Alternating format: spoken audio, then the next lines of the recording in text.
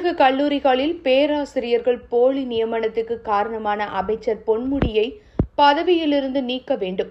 பாஜக தேசிய செயற்குழு உறுப்பினர் எச். ராஜா வலியுறுத்தல்.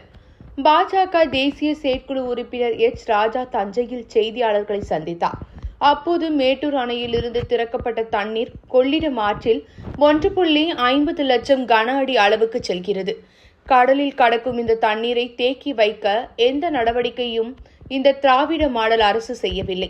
தமிழக மக்களிடம் பொய்களை பரப்புகின்ற திமுக ஆட்சி தொடர்ந்ததால் தமிழகம் மோசமான நிலைக்கு சென்றுவிடும்.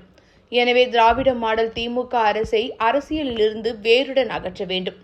திமுகவின் எம்பிக்களான தயாநிதி மாறன், கனிமொழி ஆகியோர் பாராளுமன்றத்தில் பேசும்போது தமிழக மக்கள் வரி செலுத்த வேண்டாம் என நாங்கள் கூறினால் என்னாகும் என பேசியுள்ளார்கள். நீங்கள் திமுக செயற்குழுவை கூட்டிச் சொல்ல வேண்டியதுதானே? அப்படி சொன்னால் திமுகவும் தமிழக அரசும் இருக்காது. ஜிஎஸ்டி வரியில் மாநில அரசின் நிதியை மத்திய அரசு ஒரு பைசா கூட எடுத்துக்கொள்வது கிடையாது. முழுவதும் மாநில அரசுகளுக்குத்தான் வருகிறது. மத்திய அரசுக்கு வரும் வரித்தொகையில்தான் தமிழகத்திற்கான தேசிய நெடுஞ்சாலை, ரயில்வே போன்ற பணிகளுக்கு நிதி ஒதுக்கீடு செய்யப்படுகிறது.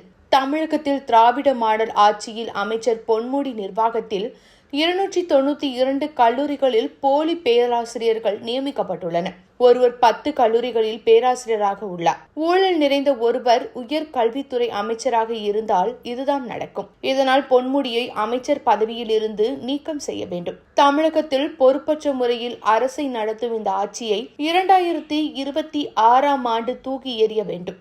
ஆசிரியர்கள், அரசு ஊழியர்களுக்கு சம்பளம் போட முடியாத நிலையில் இந்த அரசு உள்ளது. இதை விட்டுவிட்டு மத்திய அரசை குறை சொல்வதை நிறுத்த வேண்டும் என்றார்.